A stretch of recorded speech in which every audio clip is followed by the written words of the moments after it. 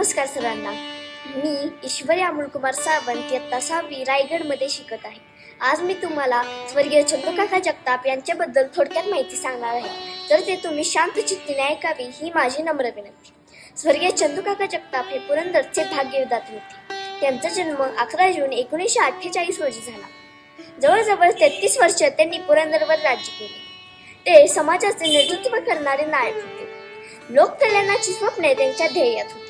क्षमतेच्या प्रमाणात अपेक्षा ठेवणारे काका आपलेपणाचे नाते जपणारे होते.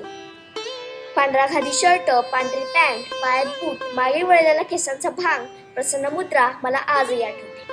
काकांनी अनेक संघर्षमय शिखरे सर केली. काकांनी सामाजिक, राजकीय, सहकार आणि शैक्षणिक क्षेत्रात भव्य दिव्य काम करून पुरंदरला मोठे करण्यात सिंहाचा वाटा उचलला.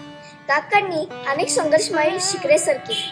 पुरंदरच्या विकासासाठी सारं जीवन समर्पित करणारे सहकार महर्षी एक योगीच होते. काकांसारख्या कर्तबगार माणसाच्या मृत्यूने पुरंदरच्या दऱ्याखोऱ्या मुख्या झाल्या. पुरंदरच्या गावागावातून बाहेर पडलेला विकासाचा उथळता लावा जवळजवळ 25 वर्ष वाहत राहिला व तो सासवडच्या करेकाठी विसावला. काही कार्याला नाव नसते पण त्याची किंमत अनमोल असते.